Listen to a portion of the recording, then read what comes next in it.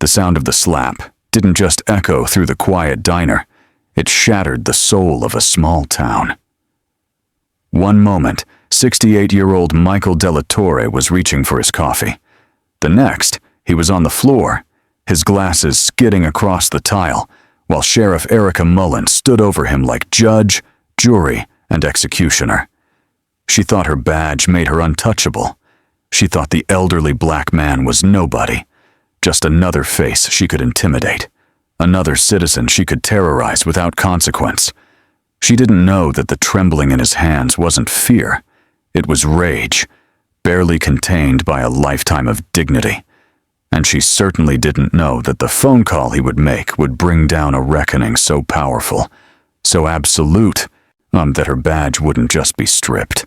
It would be melted down into evidence of everything wrong with the justice system she'd sworn to uphold. Because Michael Della Torre wasn't just anyone. He was the father of Judge Henry Della Torre, the youngest federal judge in the state. And what Sheriff Mullen had just done wasn't just assault. It was a declaration of war against the wrong family. Riverside, Alabama was the kind of town where everyone knew everyone, or at least they thought they did. Population 4,200. One main street lined with magnolia trees that bloomed white in the spring.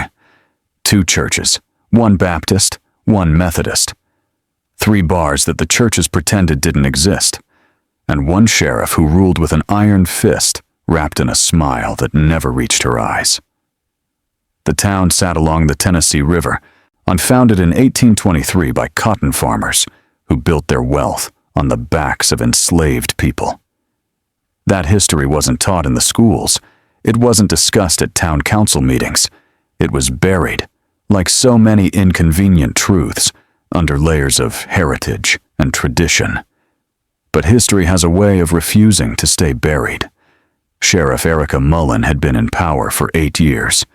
She'd inherited the position from her father, who'd inherited it from his father. 3 generations of Mullens had worn the badge, and 3 generations had used it the same way, as a weapon against anyone who didn't look like them, think like them, or bow to them. The Mullen family estate sat on a hill overlooking the town, a plantation-style house with white columns and a wraparound porch.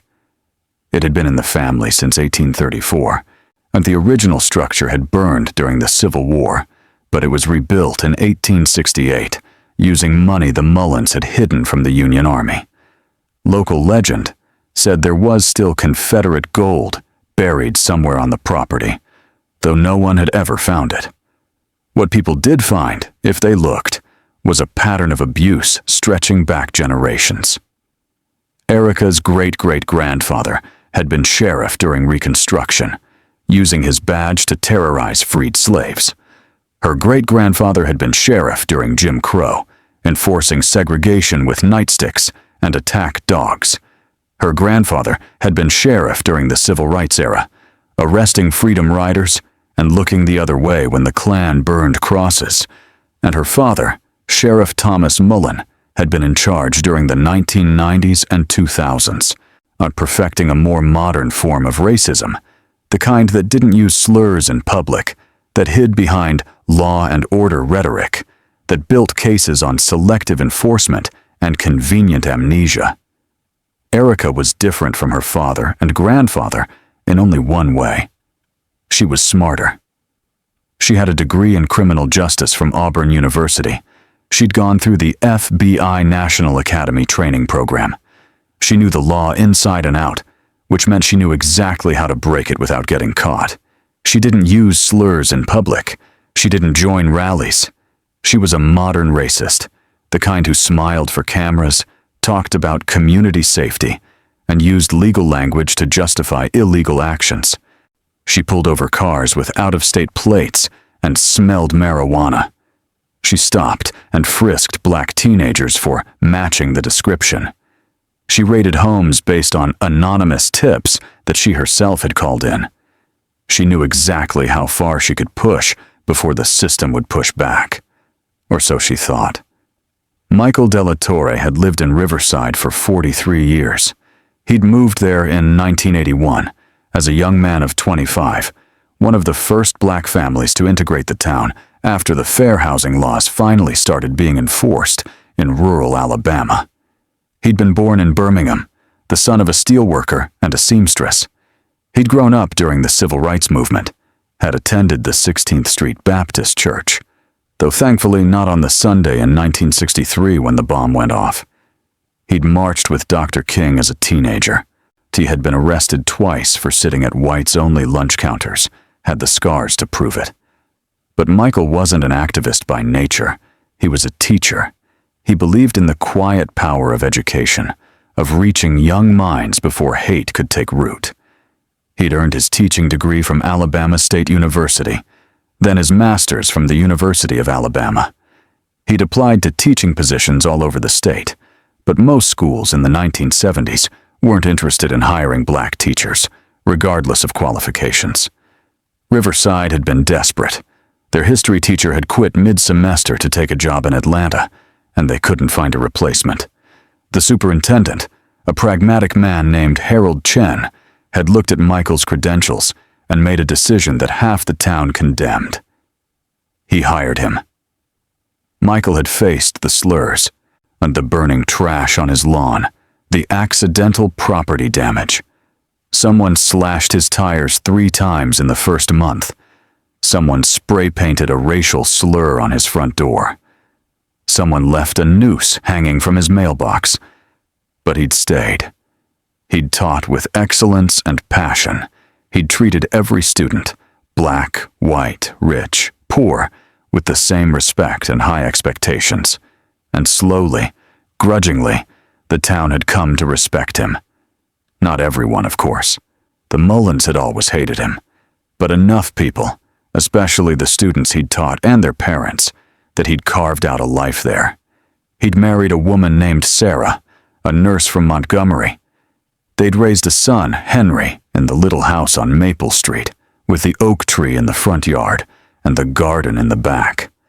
Sarah had died 6 years ago from breast cancer. It had been the hardest thing Michael had ever endured. But he'd stayed in Riverside, in the house they'd shared, surrounded by memories. Henry had begged him to move. "Dad, come to Birmingham. Come to Atlanta. Come live with me in Montgomery. Anywhere but Riverside." But Michael had refused. "I'm not running, son. I built a life here. I taught 3 generations of children here. Your mother is buried here. I'm not letting fear chase me out of my home." Henry had reluctantly accepted his father's stubbornness, but he'd also made sure his father had the best security system money could buy, a medical alert device that connected to emergency services, and a direct line to Henry's personal cell phone that bypassed all secretaries and assistants. That phone was about to ring with a call that would change everything. Henry Delatorre had left Riverside at 18 and never looked back. Not because he hated the town, though he had plenty of reasons to, but because staying felt like suffocating. He'd gone to Morehouse College in Atlanta, following in the footsteps of Dr. King. He'd excelled, graduated summa cum laude, then went to Yale Law School on a full scholarship. He'd clerked for Judge Patricia Morrison at the 11th Circuit Court of Appeals, then for Justice Sonia Sotomayor at the Supreme Court. At 31, he'd been nominated by the president to fill a vacancy on the federal bench for the Northern District of Alabama. The confirmation hearings had been brutal, senators questioning whether he was too young, too inexperienced, whether his background would make him biased against law enforcement. Henry had sat through it all with dignified patience, answering every question with precision and grace.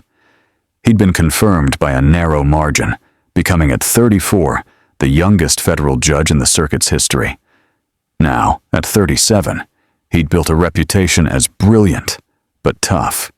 He had no patience for police misconduct, for prosecutors who hid evidence, for defense attorneys who played games with the truth. He believed in the law, not as it was practiced by politicians and power brokers, but as it was written in the Constitution. He'd sent 3 corrupt police officers to federal prison last year after they'd beaten a handcuffed suspect. He'd dismantled an entire sheriff's department in a neighboring county for running an illegal civil forfeiture scheme. But he'd ruled against the state in a voting rights case that had made national news. Some people called him a hero, others called him a radical. Henry didn't care about either label. He cared about justice. And he was about to discover just how personal justice could become. The heat in Riverside, Alabama started early, even in April. By 9 a.m., the temperature was already climbing towards 78 degrees, the humidity making the air feel thick enough to chew. But inside Miller's Diner, the air conditioning hummed efficiently, keeping the temperature at a comfortable 68 degrees. Miller's Diner had been a Riverside institution since 1952. It had the classic look: red vinyl booths, black and white checkered floor, a long counter with chrome-trimmed stools, and a jukebox in the corner that still played actual vinyl records. The walls were covered with photographs: high school football teams, beauty pageant winners, Chamber of Commerce groups, a visual history of the town spanning 7 decades. Conspicuously absent from most of those photos were black faces. Oh, there were a few in recent years, token representation of progress. But the overwhelming whiteness of the wall told the real story of who the town considered worth remembering. Michael Delatorre noticed these things. After 43 years, he'd learned to see what others ignored. It was 9:47 a.m. on a Wednesday morning, April 17th to be exact, the kind of mild spring day that made people forget, temporarily, about the oppressive heat that would descend on Alabama in another month. The dogwoods were blooming white and pink, and the Bradford pear trees lining Main Street released their distinctive scent, beautiful to look at, less pleasant to smell. Michael sat in his usual booth, the corner spot near the window, where he could watch Main Street and read his newspaper in peace. He came here every Wednesday morning, same time, same routine. It was part of his retirement schedule, one of the small rituals that gave structure to his days. He wore pressed khaki slacks, a light blue button-down shirt with the sleeves rolled to his elbows, and comfortable loafers. His reading glasses perched on his nose as he scanned the Birmingham news. He was reading an article about proposed changes to the state education budget when the waitress approached. "Morning, Mr. D." Carla Jenkins was 24 years old, some with auburn hair pulled back in a ponytail and tired eyes that suggested she'd been working double shifts. She had been in Michael's AP American History class 7 years ago, one of his best students, actually. She'd gotten a scholarship to Auburn, but had to drop out after her freshman year when her mother got sick. Now she was back in Riverside, working at the diner, taking care of her mom, and trying to save enough money to go back to school. Life had a way of derailing dreams in small towns. "Morning, Carla," Michael said with a warm smile. "The usual, please." "Black coffee, scrambled eggs, wheat toast, and a side of grits," she recited. "How's your mama doing? I heard she had surgery last month." Carla's eyes brightened. "She's recovering well, thank you for asking. She said to tell you thank you for the flowers you sent. Oh, she's got them in a vase right by her bed." "It was nothing, sweetheart. You tell her I'm keeping her in my prayers." "I will, Mr. D. And thank you again for writing that recommendation letter for me. I got accepted back to Auburn for the fall semester." Michael's face lit up. "Carla, that's wonderful. I'm so proud of you. See, I told you, setbacks aren't failures. They're just delays." "You always did say that." She smiled, pulling out her order pad, even though she'd already memorized his order. "I'll get this right in for you." This was Michael Delatorre, a man who sent flowers to former students' parents, a man who wrote recommendation letters years after students had left his classroom, a man who tipped 30% even when service was slow, because he knew what it was like to work hard for little recognition. He had never, in 43 years, caused a single problem in this town. He paid his taxes on time. He kept his lawn immaculate. He volunteered at the library every Tuesday afternoon, helping kids with their homework. He sang in the church choir. He donated to the volunteer fire department every year, which is why what happened next was so unconscionable. Michael returned to his newspaper, taking a sip of the ice water Carla had brought. The front page had a story about drought conditions affecting the Tennessee Valley. There was a photo of the river at its lowest level in 15 years, exposing sandbars that hadn't been visible since. The bell above the door chimed, but it wasn't the friendly chime of a regular customer arriving. It was harsh, aggressive. The door had been shoved open with unnecessary force, slamming against the interior wall with a bang that made several patrons jump. The atmosphere in the diner shifted instantly. It was like all the oxygen had been sucked out of the room. Conversation stopped mid-sentence. Forks paused halfway to mouths. Everyone turned to look at the door. Sheriff Erica Mullen walked in. She was 39 years old, standing 5'9" with an athletic build that came from daily CrossFit workouts and weekend runs. Her blonde hair was pulled back into a severe ponytail, so tight it gave her face a stretched, mask-like quality. She wore her uniform like armor, every crease perfect, every button polished to a mirror shine, every piece of equipment positioned with military precision. Her gun sat prominently on her right hip in a retention holster. Her taser on the left, handcuffs on the back of her belt, a radio on her chest. Body camera, though it was rarely turned on when it mattered. She looked like she was ready for combat in a war zone, not for a Wednesday morning in a peaceful small-town diner. Her eyes were pale blue, almost colorless, and they swept across the room with the predatory gaze of someone looking for a problem. And if she couldn't find one, she'd create one. Behind her walked Deputy Marcus Green, a younger officer who looked perpetually uncomfortable in his uniform. He was 26, fresh-faced, with the kind of earnest expression that suggested he'd joined law enforcement because he genuinely wanted to help people.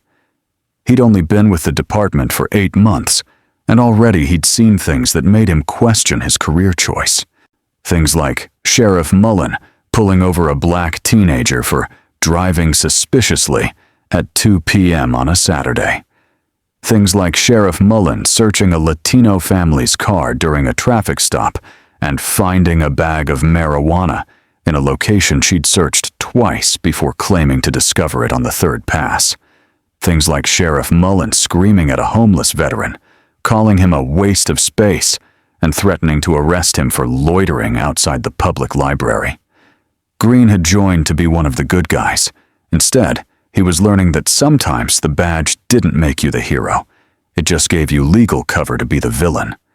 Sheriff Mullen didn't greet anyone.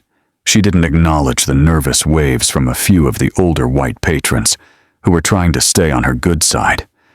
She just scanned the room, and her eyes, those cold, or pale blue eyes, landed on Michael Delatorre in his corner booth, and something shifted in her expression, a tightening around her mouth, a narrowing of her eyes.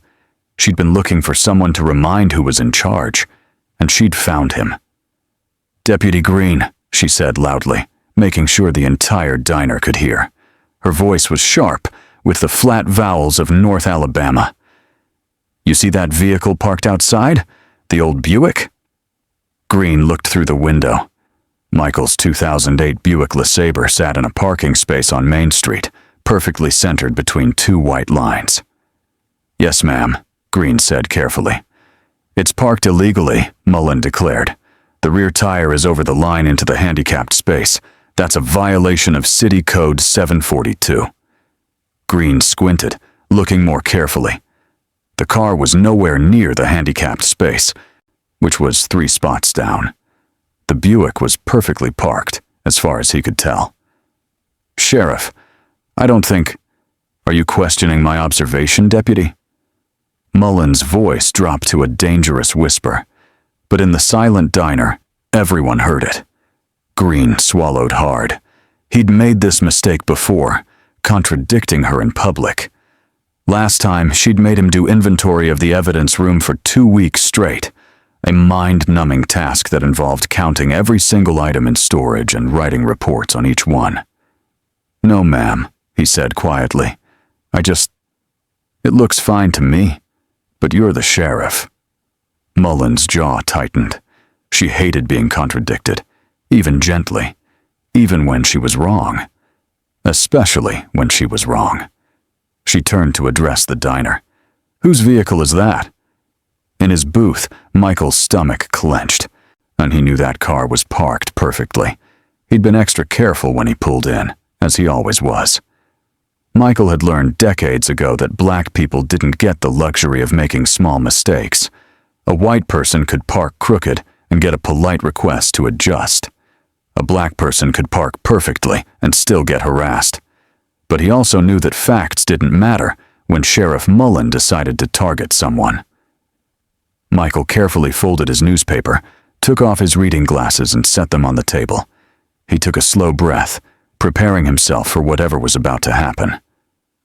"That's mine, Sheriff," Michael said calmly, his voice steady and respectful.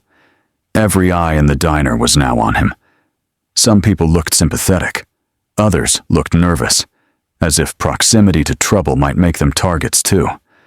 A few looked away entirely, not wanting to be involved. Mullen walked over to his booth. She didn't stop at a respectful distance. She walked right up to the table, close enough that Michael had to tilt his head back to look at her, close enough that her shadow fell across his newspaper, close enough to be physically intimidating.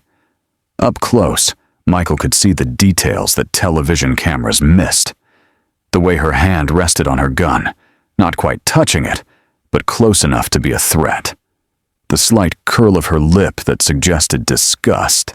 The fact that she was chewing gum, snapping it occasionally in a way that seemed calculated to show disrespect. "Mr. Delatorre," she said, his name dripping with mock politeness. "Your vehicle is in violation of City Code 742. Improper parking in a designated zone. That's a $150 citation, or I can have it towed. Your choice." Michael had taught for 35 years. He'd dealt with difficult students, hostile parents, and administrators who'd rather pretend problems didn't exist than address them. He'd learned patience. He'd learned to choose his battles. He'd learned to stay calm even when his heart was racing. "Sheriff," he said quietly, "I made sure I was between the lines when I parked. I always do. I'm not in the handicapped space, and I'm not blocking any traffic." "Are you calling me a liar?" Mullen's voice rose slightly, and several patrons flinched at the tone. "I'm not calling you anything, Sheriff. I'm just stating that I parked correctly according to the law." The temperature in the diner seemed to drop 10 degrees. This was the moment when most people in Riverside backed down. This was the moment when they apologized, and even if they'd done nothing wrong, just to avoid the wrath of Sheriff Erica Mullen. But Michael Delatorre had faced down police dogs and fire hoses in Birmingham in 1963. He'd been beaten by cops during the march to Montgomery. He'd been arrested more times than he could count, always peacefully, always with dignity. He wasn't going to apologize for parking his car legally. "Step outside," Mullen ordered. "I want you to see the violation with your own eyes." "Sheriff, I'm having my breakfast. Can this wait until—" "I said step outside." Mullen's voice rose to a near shout. Several patrons jumped. "Unless you're refusing a lawful order from a peace officer, because that's obstruction, Mr. Delatorre. That's a criminal charge." In the kitchen, the line cook, a middle-aged white man named Robert, who'd also been Michael's student, stopped scraping the grill. He met Carla's eyes. They both knew what was happening. They'd both seen it before, though never quite this blatant. Michael took a slow breath. He was 68 years old. He had a heart condition, atrial fibrillation, controlled with medication, but still a concern. His doctor had told him to avoid stress. Confrontations with police officers were about as stressful as life got. But he also knew that refusing would only escalate the situation. Mullen was looking for an excuse, any excuse, to arrest him. Better to comply, deal with the bogus parking ticket, and get back to his breakfast. "All right, Sheriff," Michael said with careful dignity. "I'll step outside." He slid out of the booth slowly. His knees protested. Arthritis. Another gift of age. He'd had a knee replacement 2 years ago, and while it had helped, he still moved carefully, especially first thing in the morning when the joints were stiff. He left his newspaper and coffee on the table. He left his reading glasses.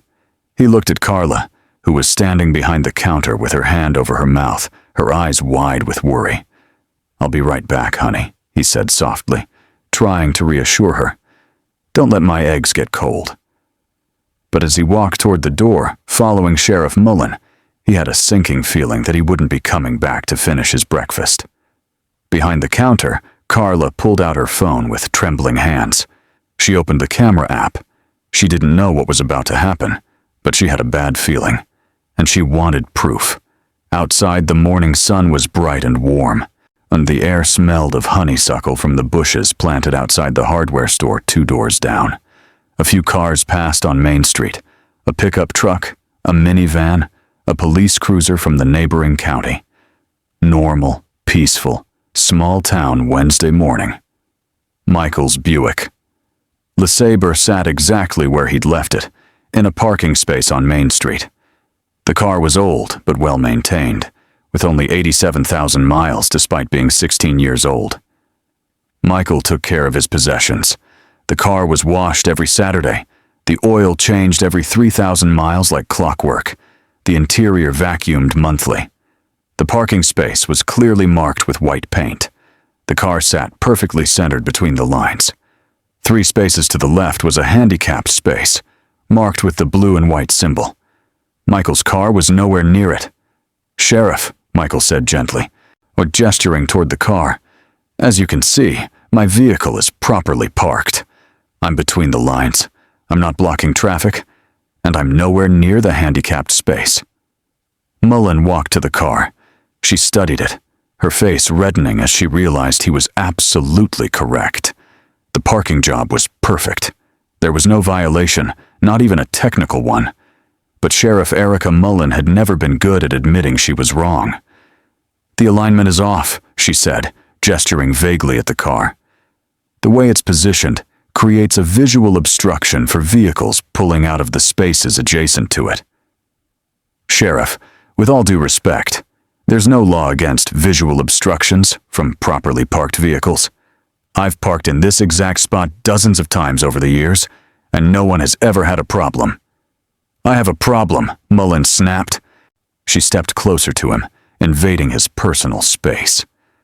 "And I'm the law in this town, which means what I say goes." Michael could smell the coffee on her breath, could see the vein pulsing in her temple. She was angry, and Michael suddenly realized this wasn't about parking at all. This was about something deeper, something uglier. "You know what your problem is, Mr. De La Torre?" Mullen said, her voice dropping to a harsh whisper. "You think you're special? You think because you taught some kids to read and write book reports, you're better than everyone else. You think you can just sit in that diner like you own the place." "I've never thought I was better than anyone," Michael said quietly, trying to keep his voice calm and level. I just want to be treated with the same respect and dignity as any other citizen." "Respect?" Mullen laughed, but there was no humor in it. "You want respect? Then show some. When I tell you your car is parked wrong, you say, 'Yes, ma'am,' and you move it. You don't talk back. You don't argue. You don't act like you know better than the law." Inside his chest, Michael's heart was racing. His doctor would not approve of this stress, but he kept his expression calm, his hands relaxed at his sides, his body language non-threatening. Deputy Green stood a few feet away, shifting his weight from foot to foot. He looked uncomfortable, his eyes darting between the sheriff and Mr. De La Torre, clearly wanting to be anywhere else. "Sheriff Mullen," Green interjected quietly, "maybe we should just let him finish his breakfast and—" "Stay out of this." "Green," Mullen whirled on him. "This is a training moment. You need to learn that when citizens question our authority, we shut it down immediately. Otherwise, they think they can walk all over us." "But he's not questioning authority, Sheriff," Green said, finding a small reserve of courage. "He's just asking about the specific violation, which is his right under what, Deputy? Are you a lawyer now? Did you go to law school when I wasn't looking?" Green fell silent, his face flushing. Mullen turned back to Michael. By now, a few people had started to gather. A woman walking her dog had stopped on the sidewalk across the street. A man coming out of the hardware store paused to watch. Inside the diner, faces were pressed against the windows, and several people had pulled out their phones. "So, I'll move my car," Michael said, trying to de-escalate. He reached into his pocket for his keys. "I apologize if my parking caused any—" "If?" Mullen seized on the word like a predator spotting weakness. "If? There's no if, old man. You parked illegally. You questioned a police officer. And now you're going to get a citation, pay the fine, and learn that in this town, I don't care how long you've lived here, or how many diplomas you've got on your wall, you follow my rules." She pulled out her citation book with theatrical slowness, making a show of opening it and clicking her pen. She began writing, taking her time, making sure everyone could see she was in control. Michael's phone buzzed in his pocket. He glanced at it instinctively. It was a text from his son, Henry. "Morning, Dad. Love you. Call me when you get a chance. Want to hear your voice." That simple message, that reminder that he had someone who loved him, who would want to know he was safe. It gave Michael a small burst of courage. He thought about Henry, about everything his son had accomplished, despite growing up in this town, despite facing the same prejudices Michael had faced. Henry would want him to stand up for himself. Henry would want him to exercise his rights. "Sheriff," Michael said carefully, "I'd like to file a complaint about this stop. I believe I'm being targeted without cause, and I'd like to speak to your supervisor about the basis for this citation." Mullen stopped writing. She looked up at him, her eyes going cold and dead. The air seemed to freeze. "My supervisor?" Mullen said slowly. "I am the supervisor. You arrogant son of a—" She caught herself, not remembering there were witnesses. "You want to file a complaint? Go ahead. It'll go right in the trash where it belongs, just like the last 6 complaints filed against me this year." "6?" Michael's eyebrows rose. "There have been 6 complaints against you already this year?" "And all of them dismissed," Mullen said with a smirk. "Because they were all lies told by criminals trying to get out of legitimate charges, just like whatever you're planning to say about me." She stepped even closer now, so close that Michael had to resist the urge to step back. He held his ground, though his heart was hammering against his ribs. "Let me tell you something, Mr. Della Torre," Mullen said, her voice dropping to a menacing whisper that somehow carried to the growing crowd of onlookers. "The county commission loves me. The mayor plays golf with my father every Sunday. The district attorney is my cousin. You think your word means anything against mine? You think anyone in this town is going to take your side?" She gestured broadly at the watching crowd. "Look around. You see anyone coming to help you? You see anyone speaking up?" Michael did look around. He saw the woman with the dog, standing frozen on the sidewalk. He saw the man from the hardware store, watching but not moving. He saw faces in the diner windows, witnesses but not allies. And he saw something else. He saw phones. At least 6 people recording video. "Sheriff," Michael said quietly, "I'm not asking anyone to take my side. I'm just asking to be treated fairly under the law." "The law," Mullen repeated, as if the word itself was offensive to her. "Odd, you people are always talking about the law, about rights, about fairness. Let me tell you about fairness, Mr. Della Torre." She leaned in even closer, so close Michael could count the pores on her face. "Fairness is earning what you have. Fairness is respecting the people who built this town, who made it what it is. My great-great-grandfather founded the Sheriff's Department in 1836. My family has protected this town for almost 200 years. And as long as a Mullen wears this badge, people like you will know your place. People like me, Michael repeated quietly. You mean black people, Sheriff? The words hung in the air like an accusation. Deputy Green's eyes went wide. Several people in the crowd gasped. Someone's phone slipped and clattered on the sidewalk. Because Mullen hadn't said it.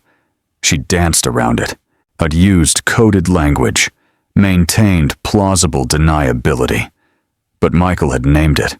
He'd pulled back the curtain. I mean troublemakers, Mullen hissed, her face going red. Don't you dare try to make this about race. I don't see color, Mr. De La Torre. I see law-abiding citizens, and I see criminals who think they can talk their way out of consequences. And which am I, Sheriff? Michael asked calmly. Which am I for parking my car legally? For sitting in a diner having breakfast? For asking questions about why I'm being stopped? He took a breath, and when he spoke again, his voice carried a weight of dignity that 43 years in this town had earned him. I taught your father, Sheriff Mullen. He was in my American history class in 1987. I taught your mother. She was in my civics class in 1985. I've taught half the people in this town, and I've never broken a law. I've never caused trouble. I pay my taxes. I volunteer at the library. I sing in the church choir. He paused, looking directly into her pale blue eyes. So tell me, Sheriff, what have I done to deserve this treatment? What is it about me, sitting in that diner, having coffee and eggs, that offends you so much? It was the question that broke her. Maybe it was the calm in his voice. Maybe it was the fact that he'd taught her parents, which meant she couldn't completely dehumanize him. Maybe it was the growing crowd, the phones recording, the witnesses watching. Or maybe it was just that she was a bully, and bullies can't stand to be questioned, can't stand to have their power challenged, can't stand to be exposed for what they are. You're a mouthy old fool who doesn't know when to shut up, Mullen snarled, all pretense of professionalism evaporating. And then she slapped him. The sound was like a gunshot echoing down Main Street. Michael's head snapped to the side. His reading glasses, which he'd forgotten he'd left in the diner, didn't fly off because he wasn't wearing them.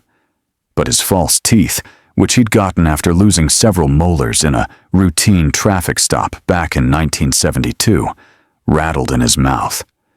The force of the blow was harder than it looked. Mullen was strong, athletic, and she'd put her shoulder into it. Michael stumbled backward, his arthritic knees failing to stabilize him. His hip caught the side mirror of his Buick, and he went down. He landed hard on the asphalt, his tailbone taking most of the impact. Pain exploded up his spine. His head bounced once off the pavement, not hard enough to knock him unconscious, but hard enough to make the world tilt and swim. Blood filled his mouth. He'd bitten his tongue when he fell. The copper taste was familiar. He'd tasted it before, decades ago, when officers had beaten him during a sit-in in Montgomery. For a moment, there was absolute silence on Main Street.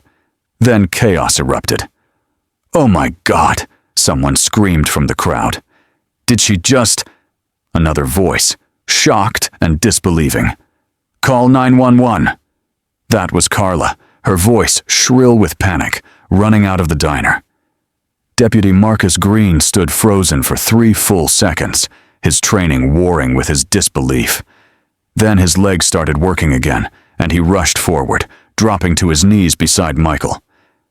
"Mr. De La Torre," Green said, his hands hovering over Michael, not quite touching him, afraid to cause more injury. "Sir, can you hear me? Don't move. Don't try to get up." Michael lay there on the warm asphalt, stunned. His ears were ringing.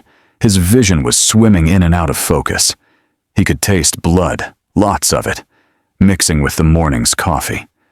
Pain radiated from half a dozen places. His tailbone, his hip, his head, his jaw, his tongue. But the worst pain wasn't physical. It was the humiliation, the indignity. At 68 years old, lying in the street like trash, bleeding on the pavement he'd walked across thousands of times, in front of witnesses, in front of former students. He wasn't crying, but tears leaked from the corners of his eyes anyway, a physical response to trauma and pain that had nothing to do with emotion. "I'm okay," Michael whispered, though he wasn't. Don't talk, sir," Green said. His own hands were shaking.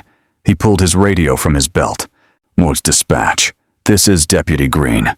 I need an ambulance at Main Street, in front of Miller's Diner. We have an elderly male, struck in the face, fell and hit his head. Conscious and breathing, but disoriented." The dispatcher's voice crackled back. "Copy that, Deputy Green. Ambulance is 3 minutes out. What's the nature of the assault? Do you have a suspect in custody?" Green's eyes flicked up to Sheriff Mullen, who was standing a few feet away, looking at her hand as if it belonged to someone else. "Negative," Green said quietly. The suspect is... He couldn't say it. Couldn't speak the words into the official record. Not yet. Sheriff Erica Mullen stood there in the middle of Main Street, and for the first time in her 39 years, she felt genuine fear. Not fear of consequences. She'd avoided those her whole life. Fear of the loss of control. She looked at her hand, the one that had struck Michael Delatorre. Her palm was red, stinging. She flexed her fingers, as if trying to prove to herself that they still worked, that she was still in control of her own body. What had she just done? The thought came and went in a flash, replaced immediately by defensive rage. She hadn't done anything wrong. He'd provoked her. He'd been disrespectful. He'd questioned her authority in front of civilians. She'd simply maintained control of the situation. That's what she told herself. That's what she would tell everyone. She looked at the gathering crowd. There were maybe 20 people now, standing on sidewalks, in doorways, windows, and they were all holding phones, all recording, filming her. "Put those phones away," Mullen shouted, her voice cracking slightly. "So this is an active police scene. Recording an officer in the performance of duty is obstruction of justice." That was a lie. Alabama was a one-party consent state, and citizens had every right to film police in public. But Mullen was hoping people didn't know that, or were too afraid to assert their rights. But Carla, kneeling now beside Michael and holding his hand, looked up at the sheriff with pure fury in her young face. "You hit him," Carla said, her voice shaking. "You hit Mr. D for no reason. Everyone saw it. We all saw it." "He lunged at me," Mullen snapped, her brain working frantically to construct a narrative, any narrative, that would justify what she'd just done. "He became aggressive, made threatening statements. I defended myself." "That's a lie," came a voice from the hardware store. Oh, but it was an older white man named Donald Pritchard, who'd been in Michael's history class in 1983. "He was just standing there. He didn't move toward you at all." "Shut up, Pritchard," Mullen snarled. "Unless you want to be arrested for interfering with police business." "Are you threatening me, Sheriff?" Pritchard's voice rose. "Because I got it all on video, every second of it, including the part where you told Mr. Delatorre that people like him need to know their place." Mullen's face went from red to white. "Delete that video. Now." "Not a chance," Pritchard said. "I'm uploading it to Facebook right now, to YouTube, to Twitter. The whole damn world is going to see what you did." Mullen took a step toward him, her hand dropping instinctively to her gun. "Sheriff!" Deputy Green stood up, positioning himself between Mullen and the crowd. "Ma'am, I think you need to step back. The ambulance is almost here. Let's secure the scene and wait for them to take Mr. Delatorre to the hospital." Mullen looked at her young deputy, and something in his expression, pity, disgust, made her rage intensify. "Are you giving me orders, Green? she hissed. Because I can fire you right here, right now. Then fire me, Green said quietly. But I'm not letting you threaten these people. They have a right to record. They have a right to witness. The sirens were getting louder now. The ambulance, coming from Riverside General Hospital 8 blocks away, was approaching fast. But there was another sound too. Another siren, different pitch, getting closer. Michael, still on the ground, managed to push himself up to a sitting position. His vision was clearing a bit, though everything still hurt. He reached into his pocket with trembling fingers and pulled out his phone. "Mr. Delatorre, don't move," Green said urgently. "You might have a concussion. Just stay still until the paramedics get here." But Michael wasn't calling 911. He was calling the one person who could help him, who would know what to do, who had the power to make this right. He found Henry's contact, the one labeled son with a photo from 2 years ago, Henry in his judicial robes at his swearing-in ceremony. The phone rang once. "Dad?" Henry's voice was bright, cheerful. He was in his chambers, between hearings, looking forward to a normal Wednesday. "Hey, I was just thinking about you. I saw this article about Henry." Michael's voice was thick, slurred from the blood in his mouth and the shock setting in. "Son, I need you." The tone change was instantaneous. "Dad, what's wrong?" Henry's voice sharpened, all casual friendliness vanishing. "What happened?" "The sheriff. Sheriff Mullen. She stopped me outside Miller's diner. He paused, trying to find words that would make sense of what had happened. "She hit me, Henry. She slapped me. I fell. I'm bleeding. I think I need to go to the hospital." There was a beat of silence on the other end. When Henry spoke again, his voice had transformed completely. It was no longer the voice of a son. It was the voice of a federal judge who'd just learned that a federal crime had been committed. "Where are you right now, Dad? Exactly where?" "Main Street. Right in front of the diner. There's people here. Deputy Green is here. An ambulance is coming. Don't move. Don't say anything to the sheriff or to anyone else in law enforcement without a witness present. If the paramedics want to take you to the hospital, go with them. But Dad," Henry's voice softened for just a second. "Stay on the line with me. I'm coming. I'm 10 minutes away. I was already in Riverside for a hearing at the county courthouse. Stay with me." Henry Delatorre had been in his chambers at the Riverside County Courthouse Annex, a small satellite facility where federal judges occasionally held hearings for the convenience of rural communities. He'd been reviewing case notes for a civil forfeiture case he was hearing that afternoon. When his father called, those case notes became instantly irrelevant. He grabbed his car keys, his credentials, and ran. His clerk, son, a young woman named Amanda, looked up in surprise as he sprinted past her desk. "Judge Delatorre, your hearing starts in 20 minutes. "Postpone it," Henry called back. "Family emergency. Notify all parties. Reschedule for next week." He burst out of the courthouse building and ran to his car, a modest black Honda Accord, because unlike many federal judges, Henry hadn't grown up wealthy and didn't see the need to flaunt his position. He got in, started the engine, and activated the emergency lights that his position allowed him to use in true emergencies. This qualified. As he drove, he kept his father on the line, asking him questions to assess his cognitive function and to keep him alert. "Dad, what day is it?" "Wednesday." Michael's voice was clearer now, the shock wearing off a bit. "So what's your address?" 427 Maple Street. "Who's the president?" A pause. "The president it's..." Michael's voice wavered. "Henry, I can't remember. Is that bad?" "It's okay, Dad. You've had a head injury. It's normal to be confused. Just stay with me. What's my name?" "You're Henry. My son. You're a federal judge." Pride crept into Michael's voice despite the pain. "You're the youngest federal judge in Alabama history." That's right. And you're Michael Delatorre, retired history teacher, best dad in the world. And you're going to be fine. I'm almost there. Henry's car screamed through downtown Riverside, running 2 red lights, which he never did, because judges were supposed to be exemplars of law-abiding behavior. But this was different. This was his father. This was everything. Back at the scene, the ambulance arrived. 2 paramedics jumped out, rushing to Michael with their equipment. "Sir, I'm Kelly. This is Brandon. We're going to take care of you. Can you tell me where you're hurt?" "My head," Michael said. "My hip. My tailbone.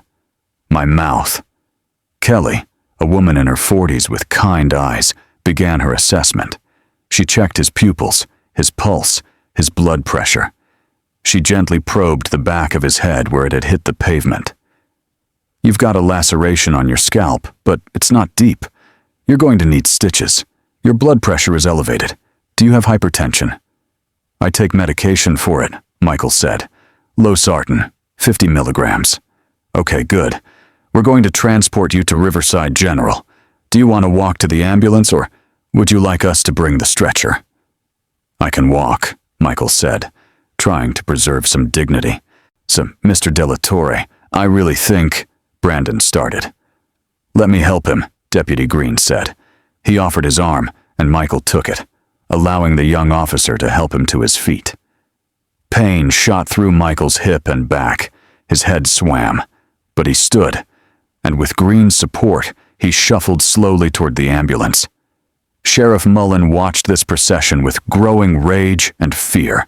Everything was spiraling out of control. The crowd was growing. The phones were still recording.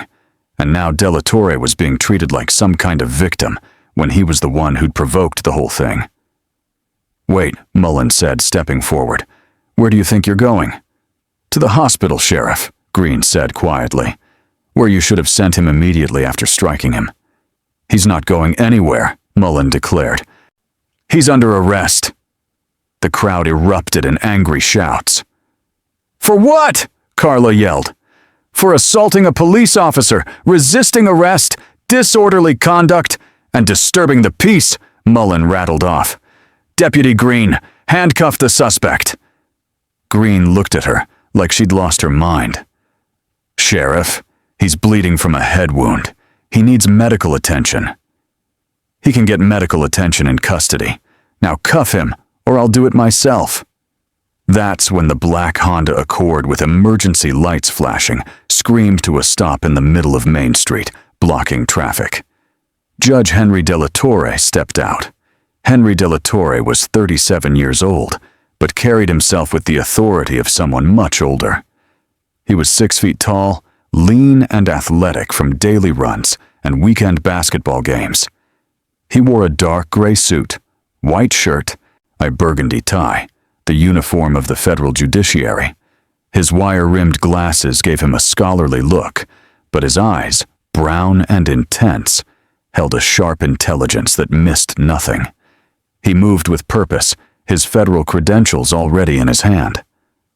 "Federal Judge Henry Delatorre," he announced, his voice carrying across Main Street with courtroom-trained projection. "Nobody moves. Nobody leaves this scene. Deputy Green, what's your full name?" "Marcus Allen Green, Your Honor." "Deputy Green, has medical personnel assessed my father?" "Yes, sir. They're preparing to transport him now." Henry's eyes swept across the scene, taking in everything with the trained observation of someone who'd spent years evaluating evidence. His father, blood on his face and shirt, the paramedics helping him toward the ambulance, the crowd of witnesses, the phones recording, and Sheriff Erica Mullen, standing in the middle of it all, with her hand still tingling from the slap. Henry walked past Sheriff Mullen without acknowledging her, a deliberate slight that everyone noticed, and went directly to his father. "Dad," Henry said, his professional mask cracking for just a moment as he saw the blood, the confusion in his father's eyes, the way he was holding his ribs. "Dad, I'm here now. You're going to be okay." "Henry," Michael whispered, and now tears did come, not from pain but from relief. I didn't do anything wrong. I just wanted breakfast. I just wanted my eggs and coffee. I know, Dad. I know.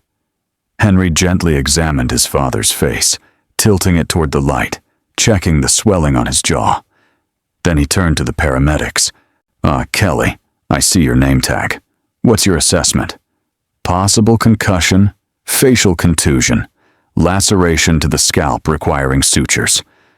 Blood pressure is 160/95, which is elevated. He's oriented to person and place, but confused about some recent events, which is consistent with head trauma. We need to transport immediately for a CT scan. Do it, Henry said. Then to his father, Dad, go with them. I'll meet you at the hospital. But first, I need to secure this scene and make sure evidence is preserved. Michael nodded, allowing the paramedics to guide him to the ambulance.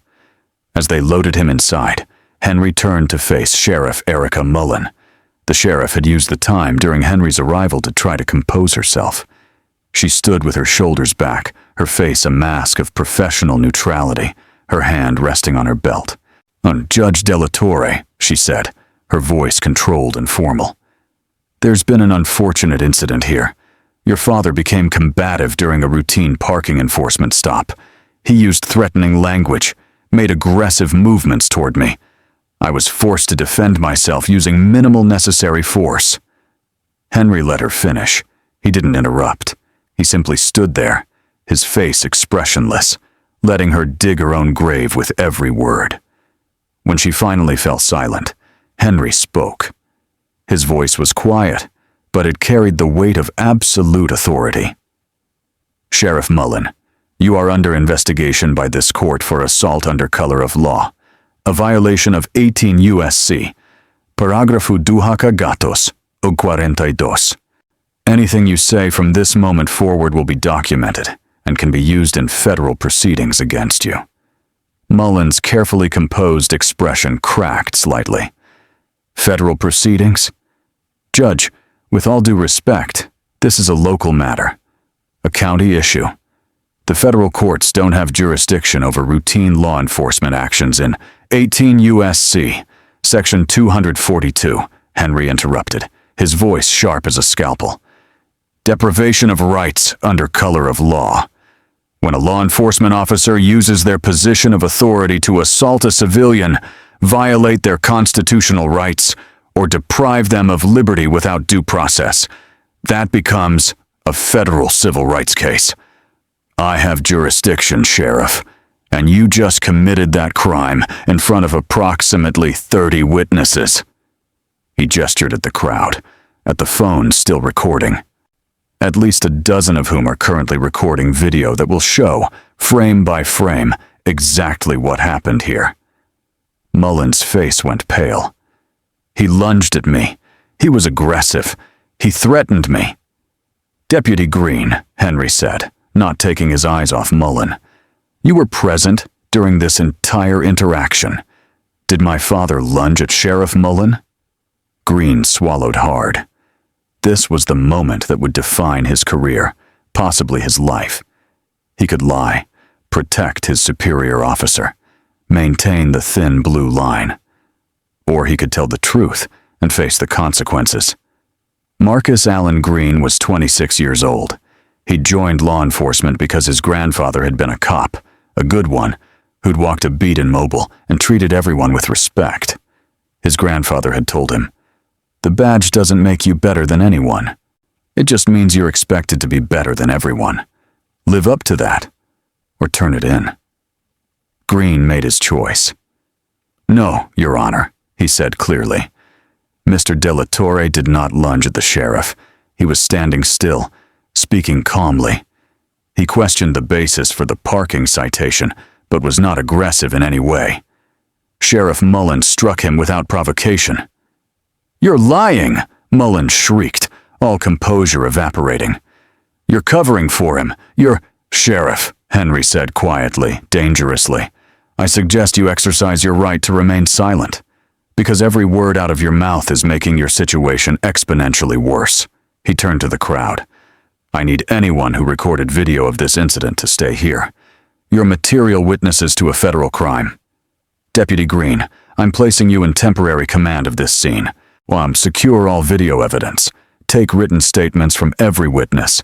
Make sure nothing is deleted, nothing is destroyed. Yes, Your Honor, Green said. Sheriff Mullen, Henry continued, turning back to her. You are hereby ordered to report to the federal courthouse in Birmingham tomorrow morning at 9 a.m. for a preliminary hearing. Do not leave the state of Alabama. Do not contact any witnesses. Do not attempt to access, alter, or destroy any evidence related to this incident. Do not communicate with any member of your department about this case, except through your attorney, which I strongly suggest you retain immediately. Do you understand these orders? Mullen nodded mutely, looking shell-shocked.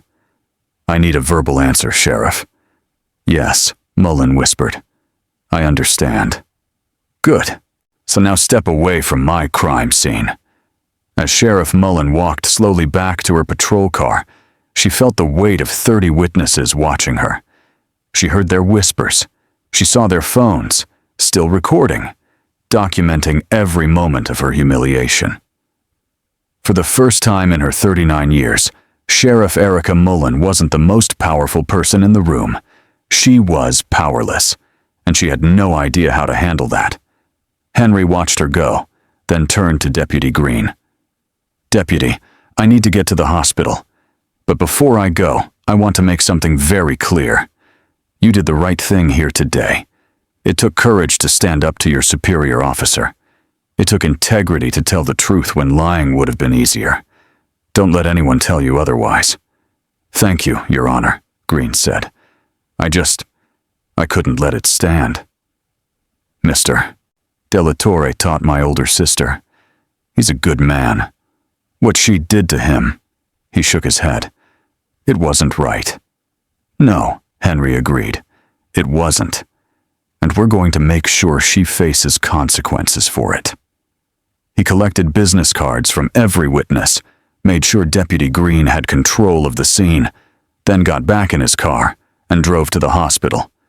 His father was going to be okay physically. Head injuries looked worse than they were, usually. But Henry knew the emotional trauma would be harder to heal. At 68 years old, after 43 years of living peacefully in this town, his father had just been violently reminded that the badge didn't protect him, that his contributions didn't matter, that to people like Sheriff Mullen, he would always be judged first by the color of his skin. And Henry was going to make sure that reminder cost Sheriff Erica Mullen everything. Riverside General Hospital was a modest facility, 120 beds, mostly staffed by dedicated professionals who'd chosen to work in a rural community rather than chase higher pay in Birmingham or Huntsville.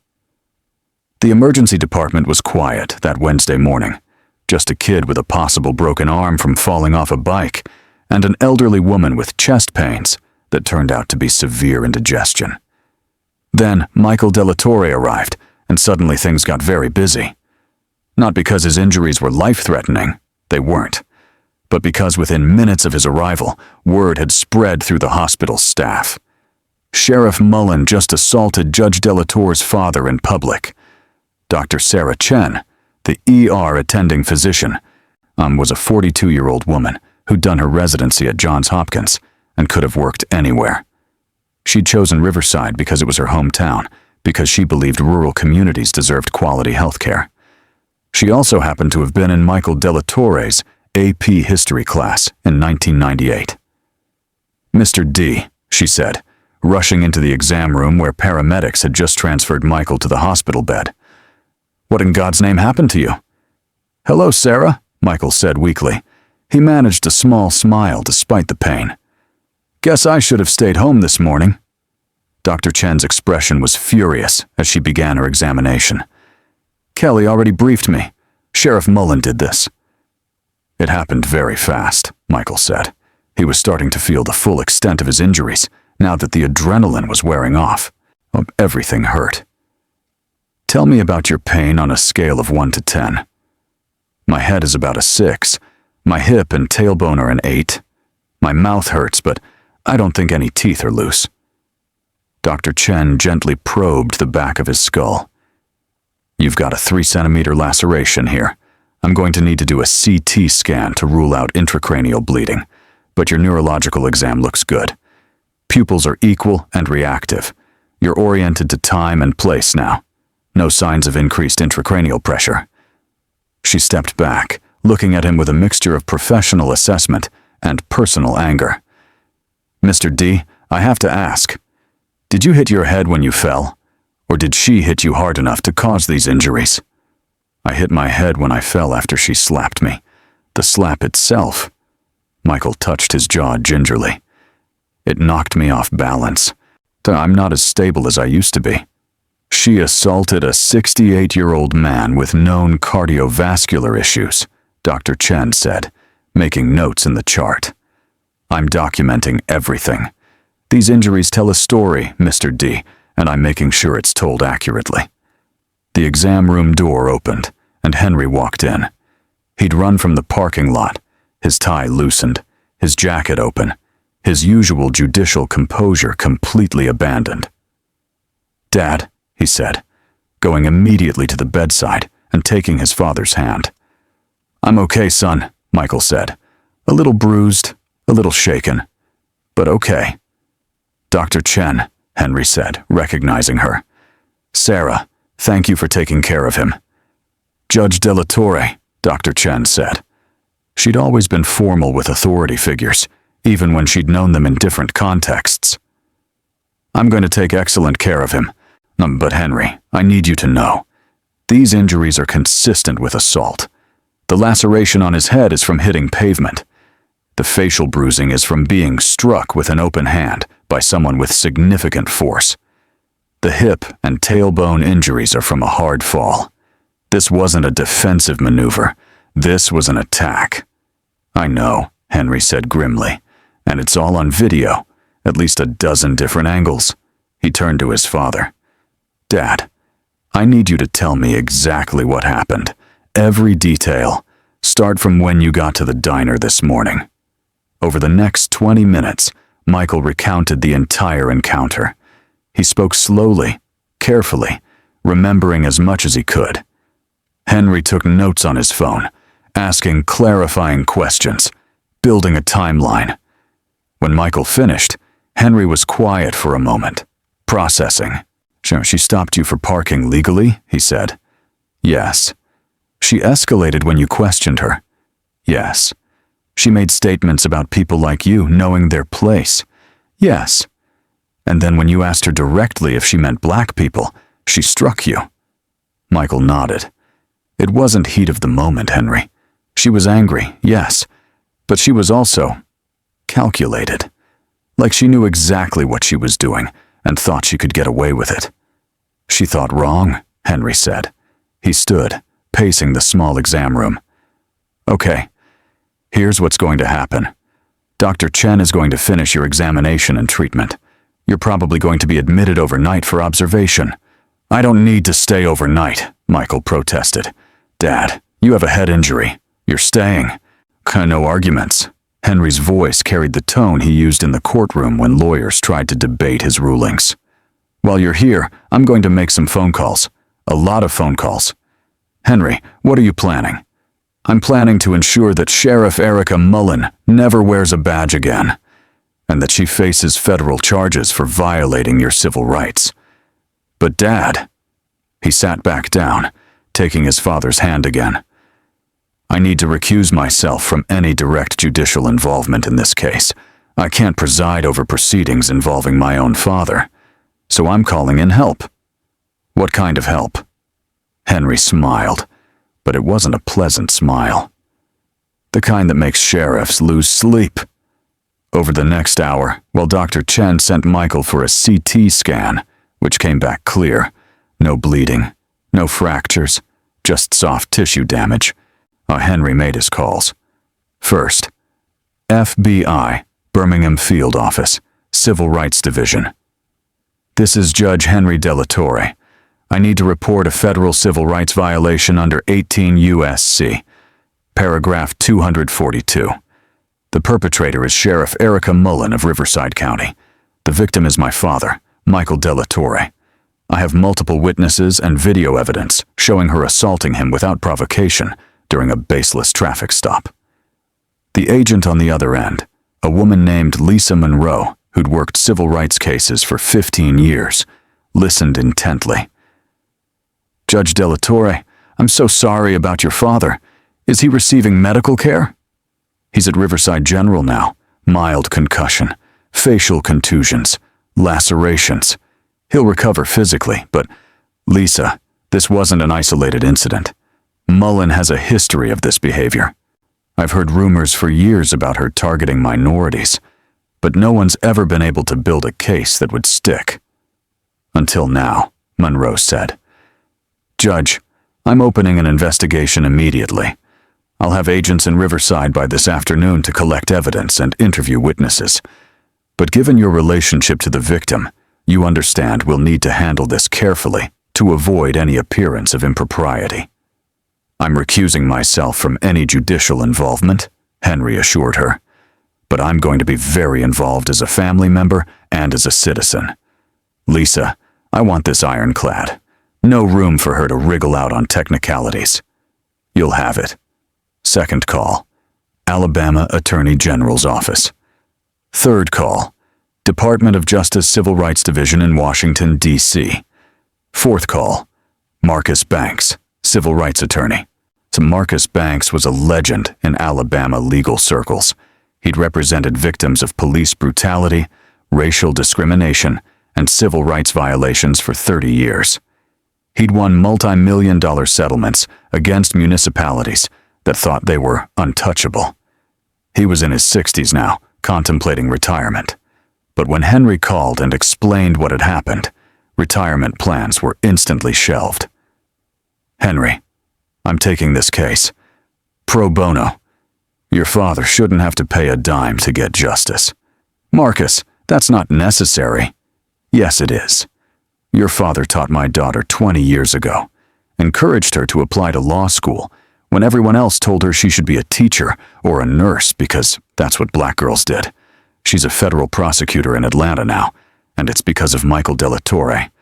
So yeah, I'm taking this case. Fifth call. The media. Henry didn't usually court publicity.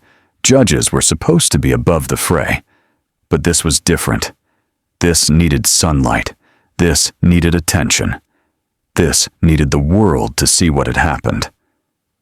He called Rachel Morrison, an investigative reporter at the Birmingham News, who'd covered several of his cases. Rachel, I have a story for you. And I have video. By 3 p.m. that Wednesday afternoon, the first video had been posted to Facebook. By 5 p.m., it had been shared 10,000 times. By 8 p.m., local news stations were leading with it. By midnight, CNN had picked it up. The headlines were brutal and immediate. Alabama sheriff caught on camera assaulting elderly black man. Federal judge's father attacked by sheriff over parking dispute. Sheriff's racist tirade caught on video before violent assault. Alabama law enforcement under federal investigation after viral. Video. The video, the clearest one, shot by a teenager named Marcus Ellis, who'd been sitting in his car across from the diner, showed everything. The entire encounter, start to finish, in sharp 1080. P detail with clear audio. You could see Michael standing calmly, hands at his sides, not moving aggressively. You could hear Sheriff Mullen's escalating tone, her accusations, her statement about people like you needing to know your place. You could hear Michael's question. You mean black people, Sheriff? You could see, clear as day, Sheriff Mullen's face contorting with rage, and you could see the slap, the way Michael's head snapped to the side, the way he stumbled and fell, the sickening sound of his head hitting the pavement. You could hear the gasps from witnesses. You could see Deputy Green rushing to help, and you could see Sheriff Mullen standing there, looking at her hand, then looking at the crowd, then trying to claim self-defense. The video was devastating, Undeniable, impossible to spin.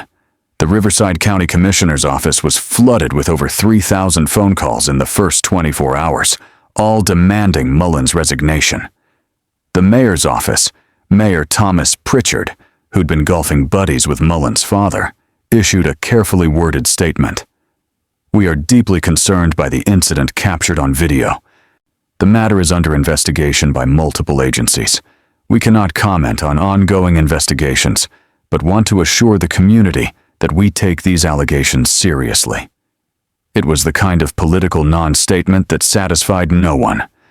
The Alabama Law Enforcement Agency issued their own statement. "We have been made aware of the incident involving Sheriff Erica Mullen of Riverside County. Our professional standards unit has opened an investigation. We are cooperating fully with federal authorities." Even the National Fraternal Order of Police, which typically defended officers no matter what, issued a tepid statement. "While we support law enforcement officers in their difficult and dangerous duties, the video evidence in this case is troubling. We encourage a full and transparent investigation." Sheriff Erica Mullen was alone. She'd gone home that Wednesday afternoon in a daze. She'd driven her patrol car. Driving that car, wearing that uniform, suddenly felt like being in hostile territory, back to her family's estate on the hill. The house was empty. Her father, retired Sheriff Thomas Mullen, was at his winter home in Florida. Her mother had passed away 5 years ago. Erica had never married. The job had been her life, her identity, her everything. She sat in the massive living room with its antebellum furniture and oil paintings of Mullen ancestors, and she opened her laptop. She typed her own name into Google. The results made her physically ill. Page after page of news articles, all with her name in the headline, all with screenshots from the video. That moment, frozen in time, where her hand was mid-swing, Michael's face already registering the impact. She looked like a monster. She went to Facebook. Her personal page was being flooded with messages. "You're disgusting. I hope you rot in prison. My dad always said you were racist trash. Guess he was right. We're going to make sure you never work in law enforcement again." She went to the Sheriff's Department Facebook page, which she managed. It had 2,000 followers yesterday. Now it had 50,000 followers, but they weren't supporting her. The comment section on every post was filled with variations of the same message. "Fire Mullen. Arrest Mullen. Mullen is a disgrace to the badge." She closed the laptop, hands shaking. Her phone rang. She looked at the caller ID, County Commissioner Davis. She didn't answer. It rang again. Mayor Pritchard. She didn't answer. Again. Her father. That one, she answered. "Erica, what the hell have you done?" Thomas Mullen's voice was a mixture of rage and disbelief. "I'm looking at this video.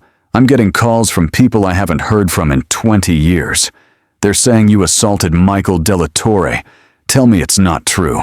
Tell me that video is fake or taken out of context or—" "He provoked me, Dad," Erica said, her voice small. "He was disrespectful. He questioned my authority. He's a 68-year-old retired teacher, Erica. He's Michael Delatorre. Half the goddamn town took his classes. What were you thinking?" "I was thinking I was enforcing the law." "By slapping an unarmed elderly man?" Thomas's voice rose. "Do you have any idea what you've done? Not just to yourself, but to me? To our family? The Mullen name has been respected in this county for 200 years, and you've turned it into mud overnight. Dad, get a lawyer, the best one you can find. And Erica, don't talk to anyone. Not the media, not the commissioners, not your deputies. Anyone. Do you understand?" "Yes, sir." The line went dead. Erica sat there in the silent house, and for the first time, she understood the magnitude of what she'd done. She wasn't just facing discipline or suspension. She was facing federal charges. Prison time. The end of everything she'd ever worked for, everything her family had built. and there was no way out. The video showed everything. Dozens of witnesses would testify. Even her own deputy had turned on her. She destroyed herself in less than 60 seconds of uncontrolled rage. Special Agent Lisa Monroe arrived in Riverside on Thursday morning with a team of 4 FBI agents. They set up operations at the county courthouse annex, commandeering a conference room that courthouse staff quickly vacated. Monroe was a no-nonsense woman in her mid-40s. She'd spent 15 years investigating civil rights cases, police brutality, hate crimes, systemic discrimination. She'd seen it all, from the subtle to the grotesque. But the video of Erica Mullen assaulting Michael Delatorre had made even her, jaded as she was, angry. This was as clear-cut as cases got. "All right, team," Monroe said, laying out assignments. "We need to interview every witness. We need to collect every piece of video. We need Michael Delatorre's medical records, the ambulance run report, Deputy Green's incident report, if he's even been allowed to file one. We need Sheriff Mullen's personnel file, including any previous complaints. And we need to interview Mr. Delatorre himself." "What about Sheriff Mullen?" asked Agent Torres, a younger agent on his first major civil rights case. "Do we bring her in for questioning?" "Not yet," Monroe said. "Let her lawyer up first. We want everything documented properly. But we will be interviewing her, under oath, very soon." They started with the witnesses. Carla Jenkins came first, bringing with her the video she'd recorded on her phone from inside the diner. "I've known Mr. Delatorre my whole life," Carla said, sitting across from Monroe in the interview room. "He taught me in high school. He wrote my college recommendation. He's never caused trouble, never raised his voice, never done anything but try to help people." "Tell me about the confrontation," Monroe said, her recorder running, her notebook open. Carla walked through the entire encounter, from Sheriff Mullen's aggressive entrance to the slap to the aftermath. She said, and I quote, "People like you need to know your place." Then Mr. Delatorre asked, "You mean black people, Sheriff?" And she hit him. Just hit him. No warning, no justification. He was just standing there. "And you're certain he didn't lunge at her or make any aggressive movement?" 100% certain. I saw the whole thing. He never moved toward her. He was calm, polite, trying to de-escalate. She's the one who kept pushing, kept getting in his face, kept escalating. Monroe interviewed 23 witnesses over 2 days. Every single one told the same story, with slight variations in detail, but complete consistency on the key facts. Michael Delatorre had done nothing wrong. When Sheriff Erica Mullen had assaulted him without cause, they collected 7 different videos from 7 different angles. The technical team stitched them together into a comprehensive timeline that showed the entire encounter from multiple perspectives.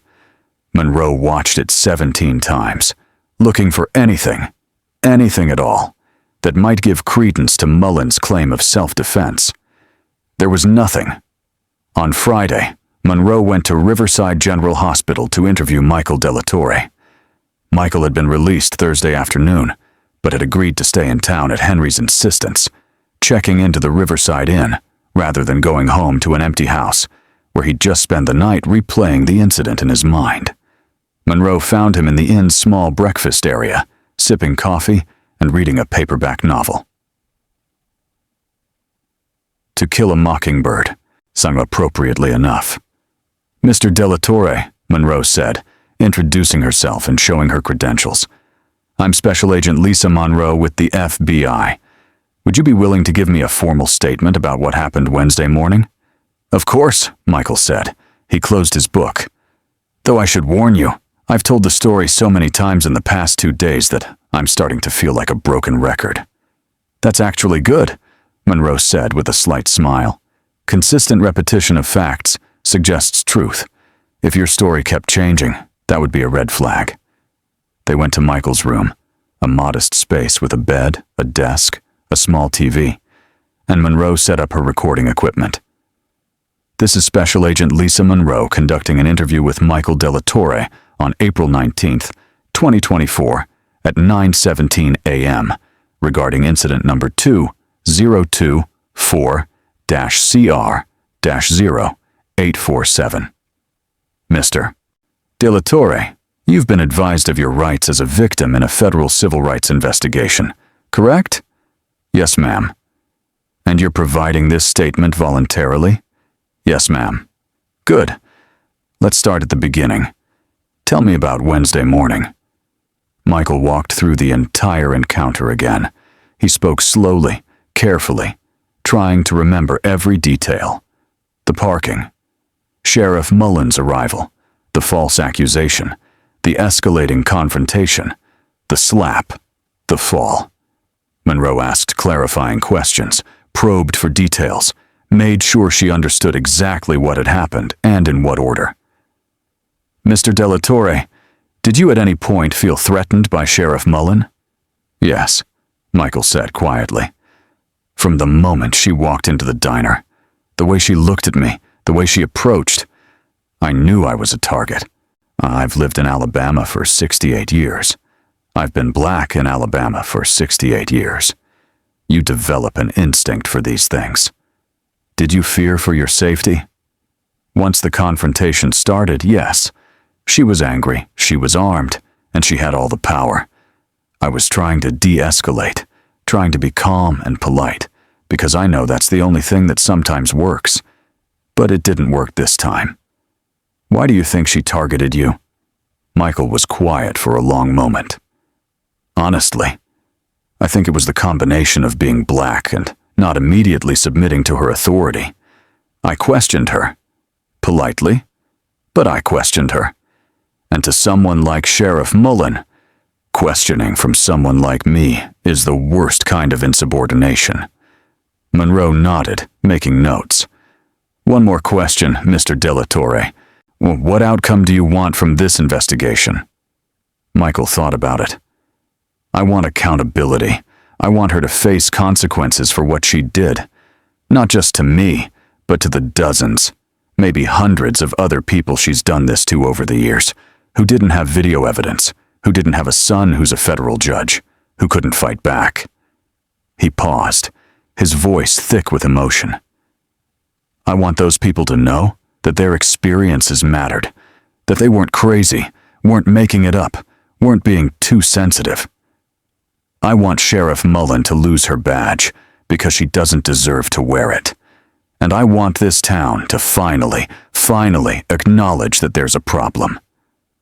We're going to make sure all of that happens, Monroe promised. On Monday, 1 week after the assault, Special Agent Monroe called a press conference at the federal courthouse in Birmingham. She stood at a podium with the FBI seal, flanked by representatives from the Department of Justice Civil Rights Division and the Alabama Attorney General's office. Good morning. I'm Special Agent Lisa Monroe with the FBI Birmingham Field Office. 1 week ago, on Wednesday, April 17th, Michael De La Torre was assaulted by Sheriff Erica Mullen of Riverside County.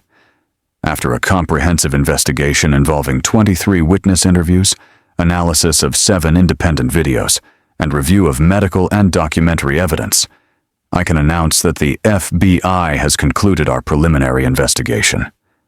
She paused, looking directly at the cameras. Sheriff Erica Mullen will be charged with deprivation of rights under color of law, a violation of 18 U.S.C. on Section 242. This is a federal felony punishable by up to 10 years in prison. Additionally, Sheriff Mullen will face state charges of assault, filing a false police report, and official misconduct.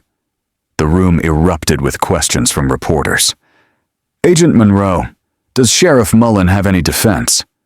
That will be for the courts to decide, but I will say that the video evidence speaks for itself. Is this being treated as a hate crime? The assault itself falls under federal civil rights law, which does address racially motivated violence by law enforcement. That will be a factor in prosecution and sentencing. What happens to the Riverside County Sheriff's Department? The Alabama Law Enforcement Agency is conducting a comprehensive review of the department's practices. Additional charges against other department personnel are possible if the investigation reveals a pattern of civil rights violations. Is Michael de la Torre satisfied with these charges? You'd have to ask Mr. de la Torre, but I will say that he has cooperated fully with our investigation and has expressed a desire for accountability and systemic change. In Riverside, Michael watched the press conference on the television in his son's house.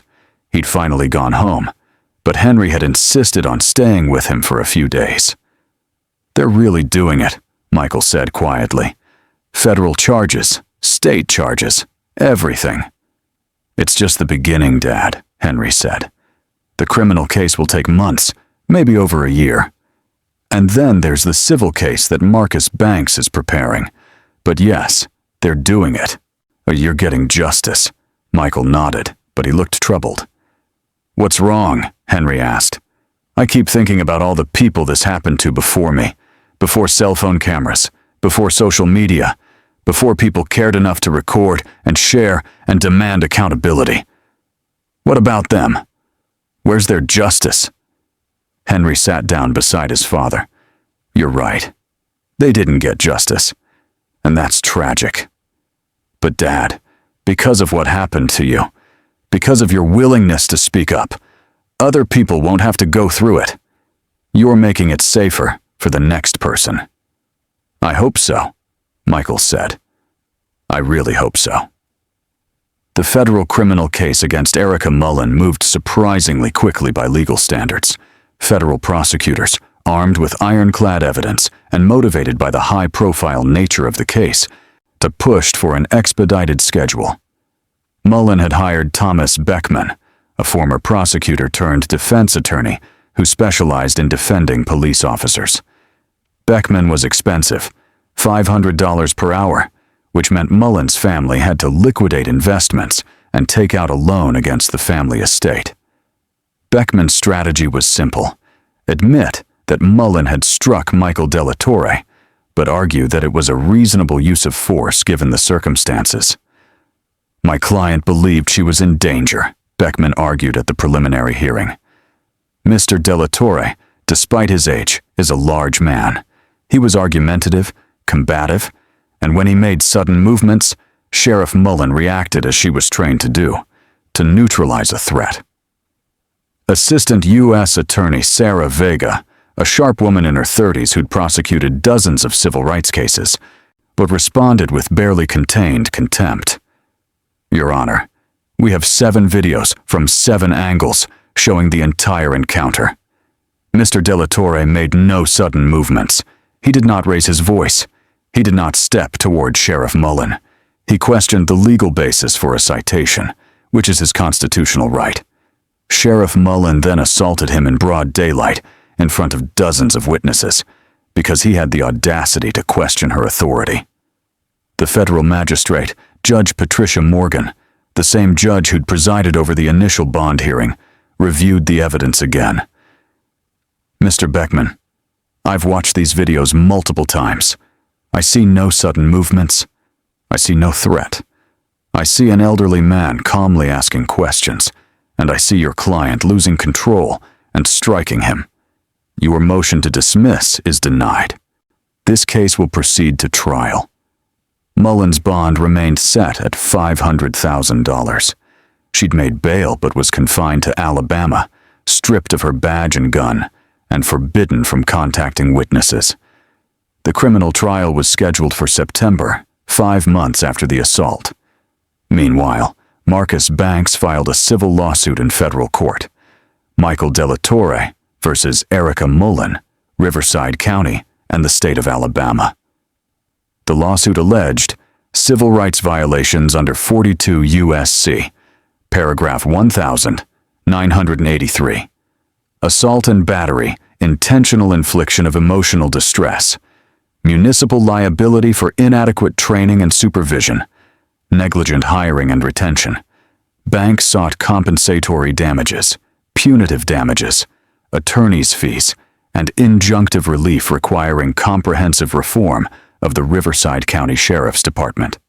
The civil case would proceed on a separate track from the criminal case, meaning Mullen would be fighting 2 wars simultaneously. But before either case could go to trial, something happened that no one expected. Deputy Marcus Green filed a whistleblower complaint with the Alabama Law Enforcement Agency and the FBI. In a 47-page sworn statement, Green detailed years of misconduct by Sheriff Mullen that he'd witnessed or heard about from other deputies. Racial profiling of Black and Latino drivers, planting evidence during traffic stops, using excessive force during arrests, threatening witnesses and victims, destroying or altering body camera footage, running an illegal civil asset forfeiture scheme, accepting bribes from local business owners in exchange for ignoring health code violations, using department resources for personal benefit. Green's statement included names, dates, and specific incidents. He provided copies of reports he'd secretly kept, recordings he'd made, and emails he'd forwarded to his personal account before they could be deleted. "I know this will end my career in law enforcement," Green wrote in his cover letter. "I know I'll be labeled a snitch and a traitor. But I can't stay silent anymore. What Sheriff Mullen did to Mr. Delatorre was horrible, but it wasn't isolated. It was part of a pattern of abuse that's been going on for years. And I'm not the only one who knows about it. I'm just the only one willing to say it out loud." The whistleblower complaint triggered a massive federal investigation. The FBI's Public Corruption Unit joined the Civil Rights Division.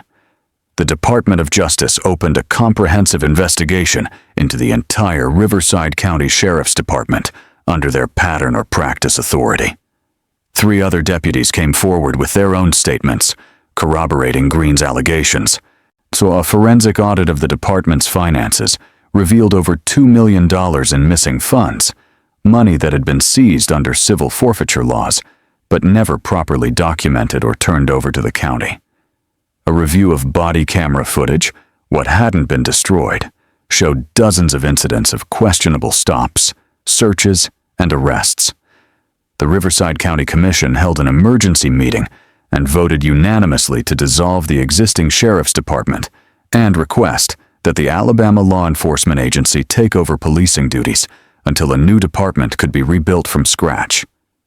Sheriff Erica Mullen didn't just lose her job, she lost her legacy.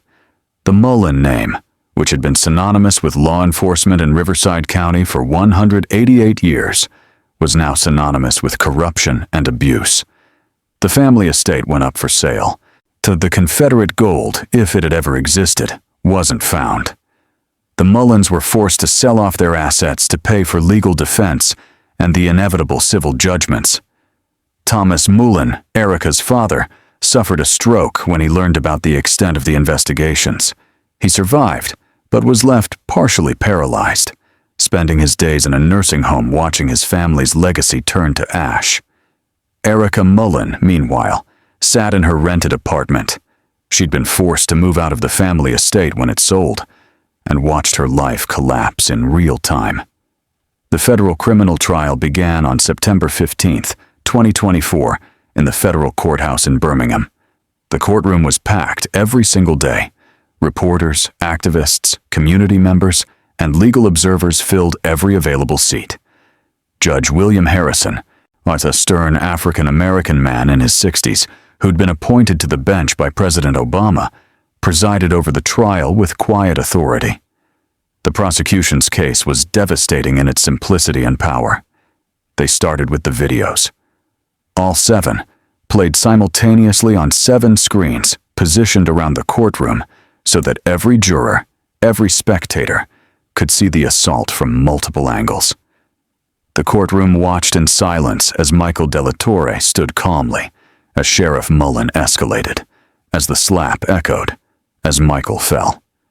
Several jurors visibly flinched at the sound of his head hitting pavement. Then came the witnesses. Carla Jenkins testified about what she'd seen from inside the diner. Donald Pritchard testified about the entire confrontation, including Sheriff Mullen's statement about people like you needing to know your place. Deputy Marcus Green testified about the department's culture of abuse, about Mullen's pattern of targeting minorities, about his own shame at not speaking up sooner.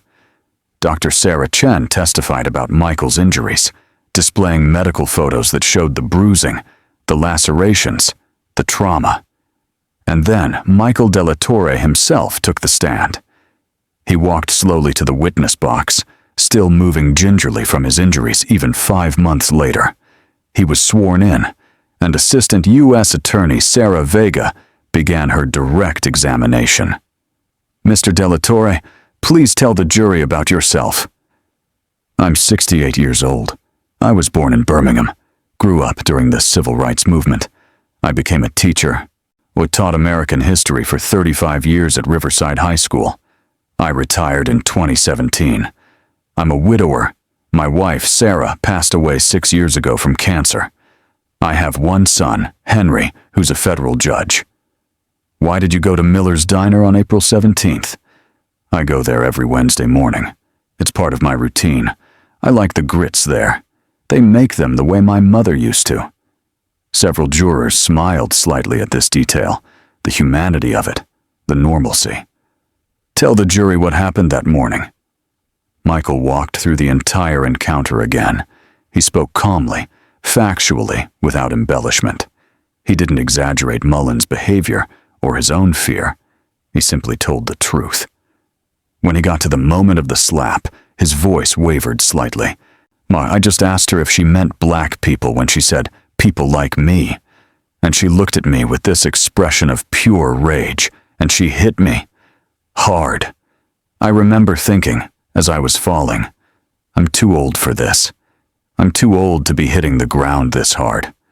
What injuries did you sustain?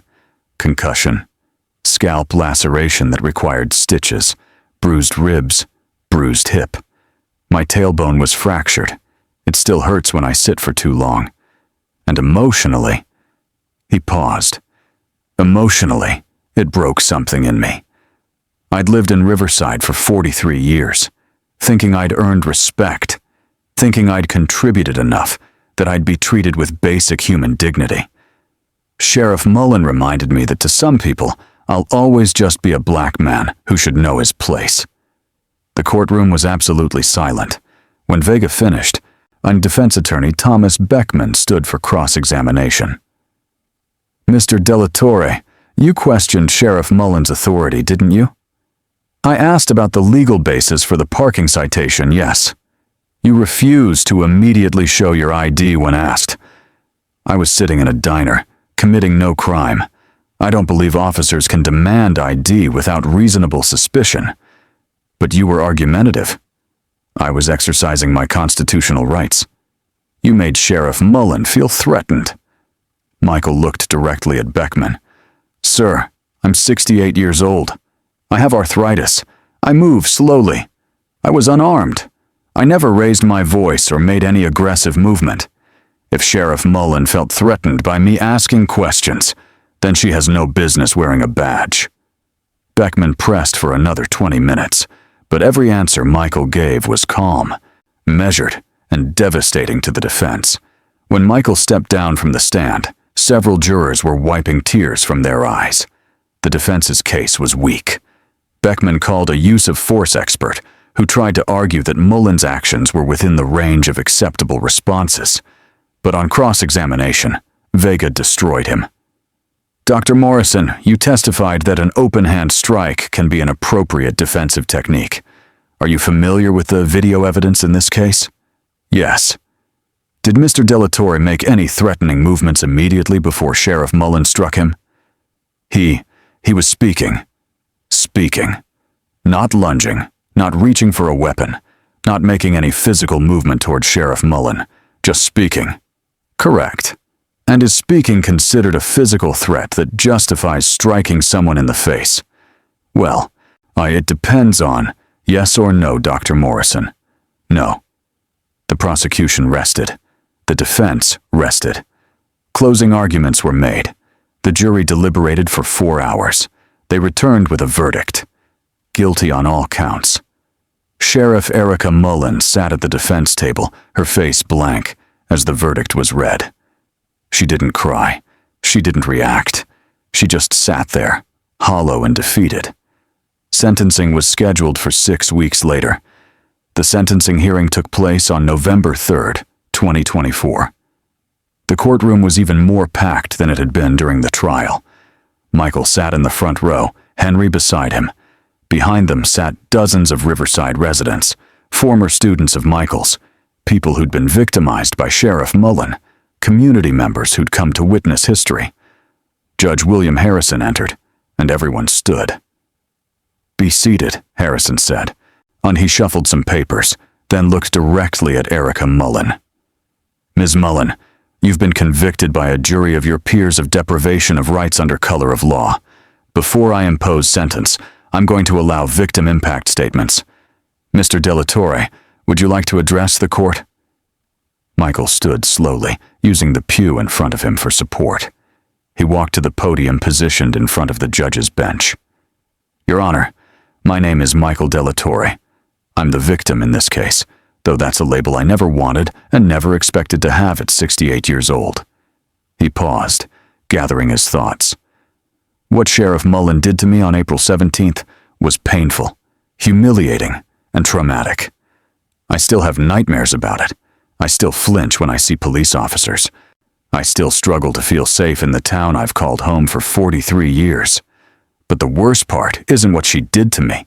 The worst part is knowing that she did this to dozens, maybe hundreds of other people who didn't have the privilege of having a son who's a federal judge, who didn't have video evidence, who didn't have the resources to fight back."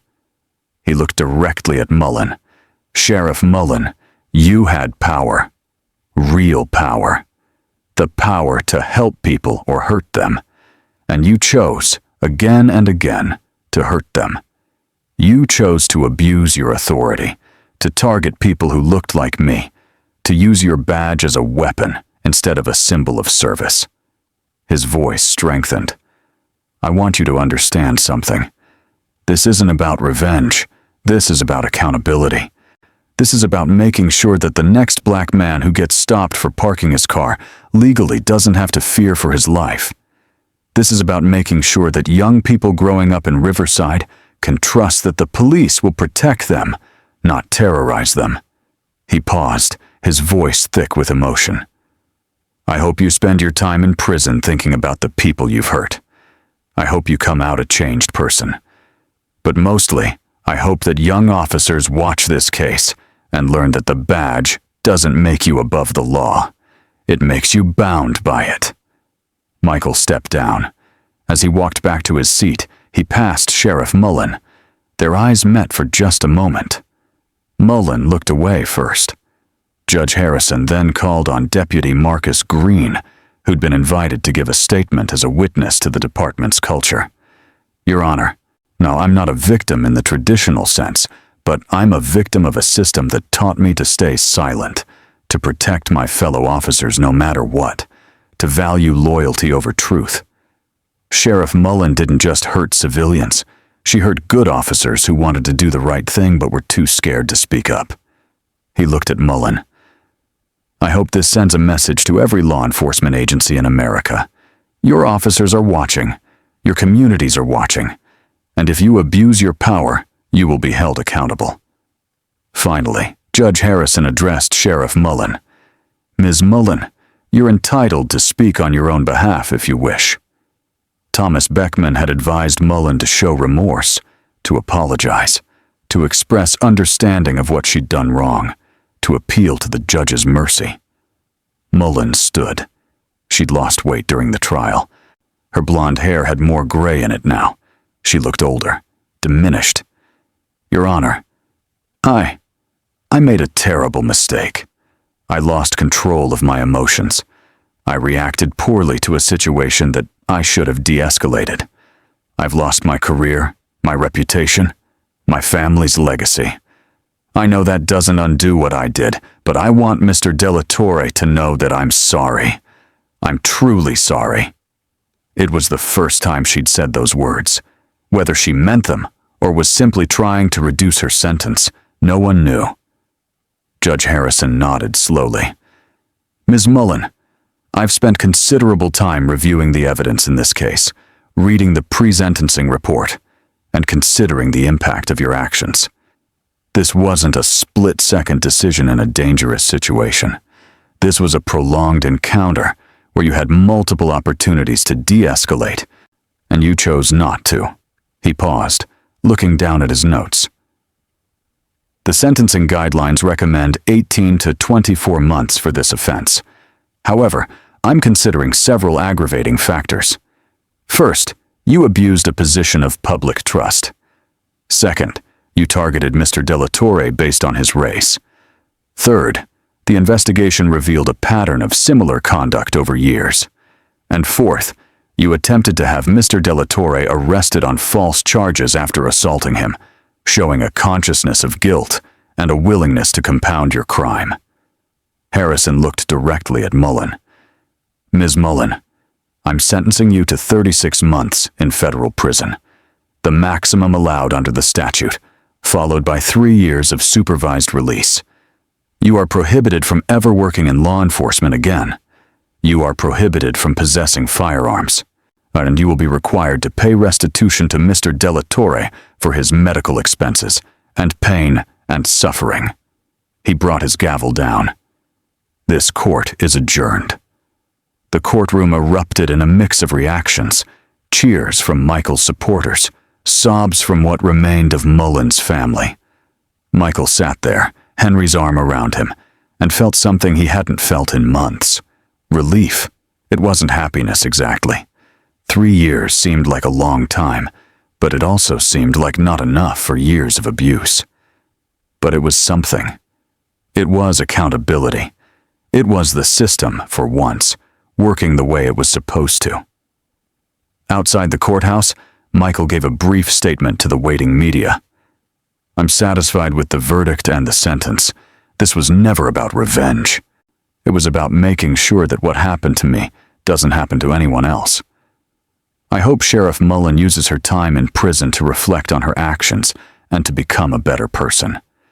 And I hope law enforcement agencies across this country see this case as a reminder that the badge is a privilege, not a license to abuse power.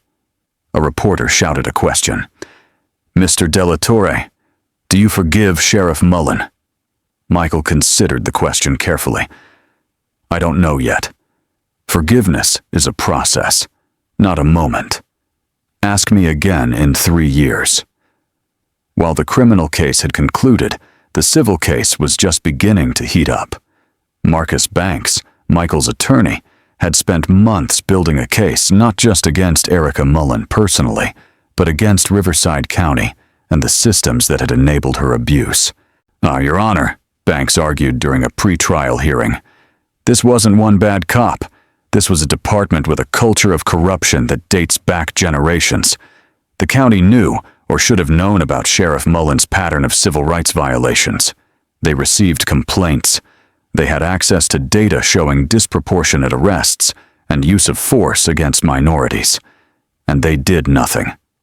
The county's attorney, a harried-looking man named Gerald Foster, tried to argue governmental immunity. Your Honor, the county cannot be held liable for the individual actions of one employee, except when there's a pattern of constitutional violations that the county fails to address.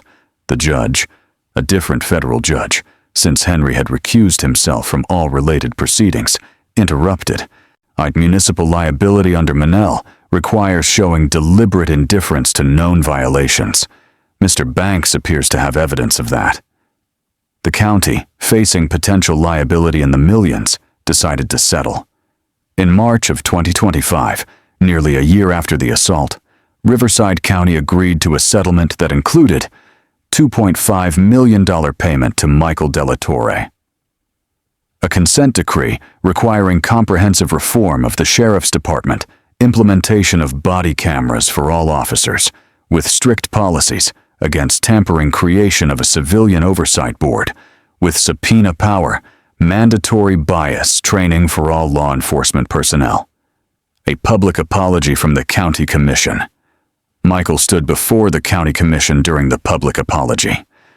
Mr. De La Torre, County Commissioner Davis said, his voice heavy with emotion, on behalf of Riverside County, I want to apologize for the pain and suffering you endured at the hands of Sheriff Erica Mullen. You deserved better. Our community deserved better. We failed you, and we're committed to making sure we never fail another citizen this way again." Michael nodded, accepting the apology. But the most meaningful change came from an unexpected source: the young people of Riverside, a group of high school students, many of them former students of Michael's, or children of former students, organized a community meeting to discuss police reform. Over 200 people showed up, filling the high school auditorium to capacity. Michael attended, sitting in the back row, watching as these young people, Black, white, Latino, Asian, stood up and shared their own experiences with law enforcement, both good and bad. One young Black man, a junior named Deshaun, stood at the microphone. "Mr. Delatorre taught my dad 20 years ago. When my dad heard what happened to Mr. D, he cried. He said, 'That man changed my life, made me believe I could go to college, and they treated him like trash.' I'm here because I don't want to live in a town where teachers get assaulted for asking questions. I don't want to live in a town where I have to be afraid every time I see a police car. We deserve better. Mr. D deserved better." The auditorium erupted in applause. At the end of the meeting, the students presented a resolution they'd drafted, calling for youth representation on the new Civilian Oversight Board, expanded training in de-escalation and implicit bias, regular community forums between law enforcement and residents, transparent reporting of all use-of-force incidents. The county commission, still smarting from the national attention and the multi-million-dollar settlement, agreed to all of it.